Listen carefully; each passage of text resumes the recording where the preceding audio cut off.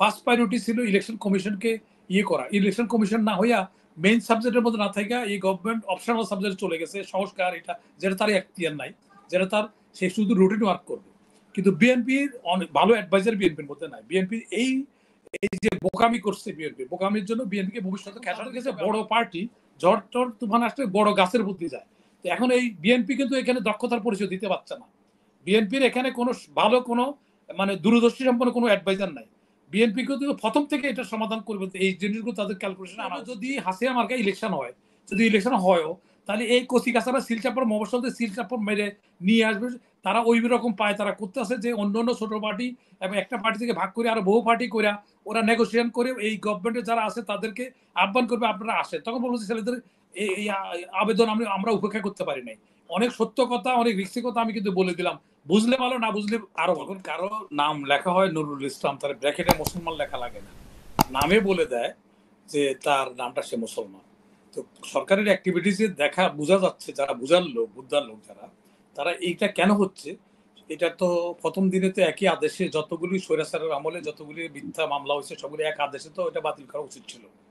কিন্তু বিএনপি কতগুলি ভুল করে ফেলছে। বিএনপি তখন কিন্তু যদি একটু বিএনপি নমনীয় থাকার কারণে এই জিনিসগুলি হয়েছে। উনি প্রথম দিনে বিএনপি বলা উচিত ছিল, যখন সরকার গঠন করে সমর্থন যখন চাওয়া হয়েছে বিএনপি একটা বৃহত্তর দল হিসেবে, তখনই বিএনপি ওই কন্ডিশনটা দিয়ে দিতে পারতো যে এক সপ্তাহের মধ্যে হাসিনার দ্বারা যতগুলি পলিটিক্যাল মামলা হয়েছে এগুলি বাতিল করতে, পরে সরকার গঠন, এই যারা সরকার পরিচালনা করবে তারা এটা করতে বাধ্য থাকবে, এদের সাথে একটা এগ্রিমেন্ট করা উচিত ছিল। বিএনপি নমনীয় হওয়ার পরে আস্তে আস্তে দেখে না কি করে আস্তে আস্তে আজকে এই পর্যায়ে চলে গেছে। এবং আমি এই চ্যানেলেই অন্যান্য চ্যানেলে বলছি যে ইলেকশনের আগে বিএনপির কিছু স্টলওয়ার্ড যারা আছে তাদেরকে কনভিকশন দিয়ে দেবে, কারণ যার জন্য, কারণ এখানে সুদূর প্রসারী একটা পরিকল্পনা যে বিএনপিটা আত্মঘাতী, বিএনপি একটা ভুল করে বিএনপির কিছু লোকের সরকারে প্রোভাইড করলো, বিএনপি তো বাকবাকম যে আমার আবার ক্ষমতা চলে আসছে। কিন্তু আমি তখনও বিএনপিকে সতর্ক করছিলাম। আমি যখন চ্যানেলাইতে ফখরুল সাহেব, আমি আলোচক, বেগমজির বাড়ি নিয়ে যখন প্রভাকাণ্ডা করছে, তখন কিন্তু আমি অনেকগুলি কথা বলছি যেটা ফখরুল সাহেবের কাছে তথ্য ছিল না।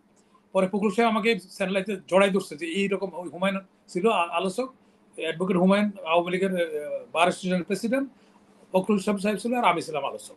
তো আমি এই যে এই সরকার যখন আসে প্রথম, এটা আর্কাইভে এখনো আছে, যে আমি যে কথাগুলি বলছি এই চ্যানেলের মধ্যে যে কথাগুলি বলছি এর বাইরে কিন্তু যাচ্ছে না।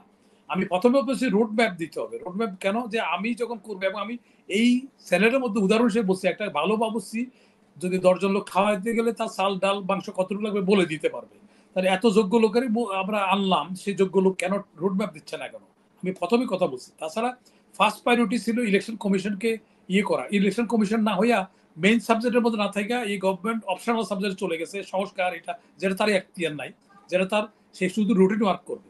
কিন্তু বিএনপির অনেক ভালো অ্যাডভাইজার বিএনপির মধ্যে নাই। বিএনপির এই যে বোকামি করছে, বিএনপি বোকামির জন্য বিএনপিকে ভবিষ্যতে খেসার দিতে হবে। আমি এই চ্যানেলের দায়িত্ব নিয়ে, মালিক ভাই আছে এখানে, দায়িত্ব নিয়ে আমি বলতেছি, আমি কিন্তু বিএনপি করি না, কিন্তু কেউ আমার কথা অনেকগুলি বিএনপির পক্ষে যায়, কেউ আমাকে মনে করে বিএনপি। আবার বিএনপির আমলে যখন আমি কথা বিএনপি সমালোচনা করছি তখন আমাকে বলছে আওয়ামী লীগ। তো আমি একজন মুক্তিযোদ্ধা, আমি যেটা দেখছি একটা, এই আমাদের এক পার্টি তো এরকম অবস্থা করছে এখন, একটা দেশ, একটা এই ন্যাশনালিস্ট পার্টি হিসাবে এখন অন্য কোনো, আমরা অনভিজ্ঞ লোকের কাছে দেশটা গেলে দেশটা আরো বরবাদ হয়ে যাবে। বিএনপি যদি নর্মাল ইলেকশন করে, বিএনপিকে মানে তারা সংখ্যাগরিষ্ঠ চলে আসবে, তারা কারো কাছে ব্যাগিং করার কোনো প্রয়োজন নাই, এর সিট দিব, ওর সিট দিব, এটাও বিএনপির ভুল সিদ্ধান্ত। বিএনপি বলবে যে জনগণের মালিক, জনগণ আমার ছেলে, আমি আসবো, তোমরা ছেলে তোমরা আসো। আর এখন যারা এগুলি বাহানার কথা সৃষ্টি করছে তাদেরকে আমি একটা বলবো, ভাই তোমরা কি করতে চাও, তোমরা ম্যানিফেস্টোর মধ্যে নিয়ে আসো, ইলেকশনে আসো, মনের মাধুরীর দিয়ে তোমরা সেই কাজগুলি বাস্তবায়ন করো। এখন তোমরা এই কথা বলারও তোমাদের অধিকার নাই, কারণ সেটা জনগণের নির্যাতিত করবে কোন সিস্টেমে দেশে ইলেকশন হবে, কোন সিস্টেমে কি হবে। সুতরাং যেটা তোমাদের তোমাদের এখতিয়ারও নাই, তোমাদের সমর্থনও নাই, কারণ সেই জন্য তোমরা এই কথাগুলি বলে এটা বাহানা সৃষ্টি করা। এগুলি আমাদের বাঙালিরা বাংলা শেখানোর প্রয়োজন নাই, এগুলো তো বোঝা যাচ্ছে কেন বলা হচ্ছে, যারা বুঝার। আমি এটা কিন্তু খোলাখুলি ভাবে আমি সোজা একটা কথা বলতে পছন্দ করি। হিপোক্রেসি আমার কাছে না, আমি এই জন্য অনেক কথা অনেকের মুখের উপরে বলে দিই, যার জন্য আমাকে অনেকে ঠোঁট কাটা হিসেবে আমাকে মনে করে যে ও আমার সাথে কথা বলতে চিন্তা ভাবনা করে যে এত সঙ্গে সঙ্গে উত্তর দিয়ে দেবে। এবং আমার মিডিয়ার বক্তব্যগুলি দেখলে আজকে নতুন করি না, হাসিনার আমলকে বলছি আমি, এই গভর্নমেন্ট ইন্টারিম গভর্নমেন্ট আসবে, হাসিনা বেজ্জুতি হবে, এটা আমার স্যাটেলাইট আর্কাইভ আছে এখন নর্থ, আমি এখানে আমার জাহির করার জন্য বলতেছি। এটা অন্য অন্য চ্যানেলে আছে, টিভিতে শুরু করে আর্কাইভে দেখলে দেখা যাবে আমি কি বলছি যে এই গভর্নমেন্ট একটা ইন্টারিম গভর্নমেন্ট হাসিনার চরম পরাজয়, হাসিনা যে করছে, যেভাবে সে যাচ্ছে, যেভাবে ইন্ডিয়ার লেজুরবৃত্তি করার জন্য একটা অঙ্গরাজ্য বানায় ফেলতেছে। এবং আমি বলছিলাম যে যে বন্ধুত্বের একটা সীমা রেখা থাকে, বন্ধুত্ব বেডরুম পর্যন্ত না। ইন্ডিয়ার সাথে আমাদের বন্ধুত্ব আছে, কিন্তু এটা বেডরুম পর্যন্ত যাওয়া উচিত না।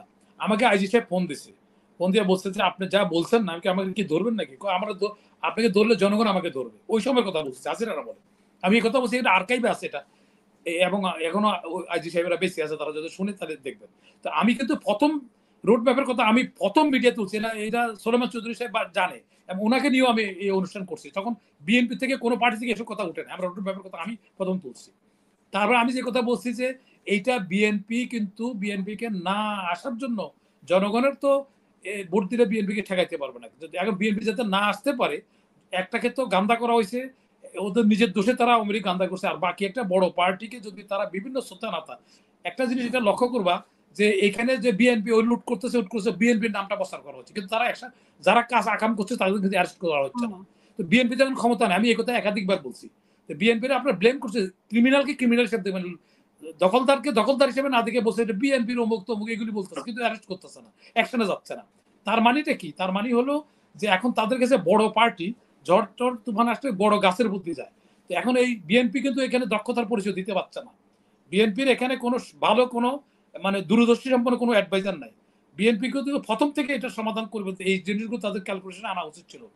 এবং ইভেনকে আমি এইটা অ্যাডভান্স মালিক ভাই আছে এখানে বলি, বিএনপির অনেকগুলো গুরুত্বপূর্ণ ইয়েদের এটা কিন্তু ইলেকশনের আগে কনভিকশন হয়ে যাবে, এদের সব কেস যায় নাই। এটারও একটা সুদূর প্রসারী পরিকল্পনা আছে। আপনি যদি বিএনপি কয়েকটা পদ দিল, তাদের পার্টির একটা লোকের অ্যাটর্নি জেনারেল বানালো, ওই পদে দিল, ওই পদে ওরা খুব ঘুমে রাখার জন্য এগুলি করা হয়েছে। বিএনপির এখনো সময় যা গেছে, বিএনপি সতর্ক হইয়া এইসব ব্যাপারে দরকার হয় সামনাসামনি কথা বলা উচিত সরকারের সাথে, যে এগুলি না হলে আমরা কিন্তু বিএনপি কেন, বিএনপি কে তো বলছে যে নির্বাচন, সরকারের সবাই বলছে যে নির্বাচন হবে, তফসিল ঘোষণা হবে, সবাই মানে সিউরিটি দিচ্ছে, তাহলে বিএনপি এখন কেন আতঙ্কে থাকবে? অন্যদিকে আমরা দেখছি যে তারেক রহমান যাতে আসতে না পারে সেরকমও মানে প্রসেস হচ্ছে। না কে সিউরিটিটা কে দিচ্ছে? সরকার দিচ্ছে। আমরা তো ডক্টর ইউনূসকেও শুনছি, রেজানাও বলছে, আসিফ নজরুলও বলছে, আসিফ মাহমুদও বলছে, সব ফ্রেশ সচিবও বলছে যে ফেব্রুয়ারিতে নির্বাচন দিবেই, আর নির্বাচন কমিশন থেকে সমস্ত প্রস্তুতি সম্পূর্ণ হয়েছে, তফসিল ঘোষণা হবে কয়েকদিন পরে, আর এই মাসে মনে হয় একটা রোড ম্যাপ দেওয়া হবে এই সপ্তাহের মধ্যে, এরকম তো নির্বাচন কমিশন বলছে। তো সেখানে তো বিএনপির অপশন নেই যে কথা বলার। বিএনপি কে তো সরকার চুপ মানে সন্তুষ্ট করে রেখেছে, এরকমই তো আমরা দেখতে পাচ্ছি। আমি বলি বিএনপি কে তো মবিস বানানো হচ্ছে। আমি একজনে বলছে মামার বাড়ি খুব মিষ্টি, বলে তুমি খেয়েছো? বলে দিবে বলছে। তো দিবে বলছে আর খাওয়ার মধ্যে তো পার্থক্য আছে। সেখানে যদি ওইটা বিএনপি রাষ্ট্র চালাবে, বিএনপির এই দূরদর্শিতা না থাকলে বিএনপির অন্তঃস্থ খোলা রাখতে হবে, বলবে যেটা সেটা বাস্তবায়ন করবে কিনা। হ্যাঁ, সেই জন্য একটা জিনিস, এই কথাগুলি বিএনপিকে ভাবতে হবে। বিএনপিকে সবসময় যতগুলি ইয়ে আছে মানে বিপরীত সবকিছু সম্ভাবনা সবগুলি তাদের ক্যালকুলেশনে আনতে হবে। সব ওয়াস্টার জন্য বিএনপিকে প্রস্তুত থাকতে হবে। বিএনপি আলোচনাও করবে, বিএনপি ওয়াস্টের কথা চিন্তা করতে হবে, কি করলে তাদের নামে একটা অনিবার্য কারণবশত আমরা দাওয়াত দিয়ে তো অনেক সময় বলে দিই দাওয়াত দিচ্ছি, কিন্তু পরবর্তীতে অনিবার্য কারণবশত দাওয়াত ডেট পিছাই দিই, দাওয়াত আমরা ক্যান্সেল করে দিই। এটা তো অহরহ হচ্ছে। তো এইগুলি এখন ওনারা ডেট দেওয়া আর এটা বাস্তবায়ন করার মধ্যে অনেক গ্যাপ আছে। সেই জন্য বিএনপিকে এখনো কেয়ারফুল হতে হবে এটার ব্যাপারে, যে আজকে কেন ওইসব পিএস পদ্ধতি, এই পদ্ধতি, ওই পদ্ধতি কেন আসতেছে, এটা এগুলি আসতেছে, এগুলিও একটা কারণ। অনেকগুলি কারণের মধ্যে ইলেকশন না করার জন্য অনেকগুলি কারণের মধ্যে এটা একটা। দ্বিতীয়ত হলো যদি হাসিনা মার্কা ইলেকশন হয়, যদি ইলেকশন হয়ও, তাহলে এই কচি কাছারা সিলচাপড় মফসলদের সিলচাপড় মেরে নিয়ে আসবে। তারা ওই রকম পায়, তারা করতে আসে যে অন্য অন্য ছোট পার্টি এবং একটা পার্টি থেকে ভাগ করে আরো বহু পার্টি করে ওরা নেগোসিয়েশন করে এই গভর্নমেন্টের যারা আছে তাদেরকে আহ্বান করবে আপনারা আসেন। তখন বলবো ছেলেদের এই আবেদন আমরা উপেক্ষা করতে পারি নাই। অনেক সত্য কথা, অনেক রিক্সি কথা আমি কিন্তু বলে দিলাম, বুঝলে ভালো, না বুঝলে আরো ভালো।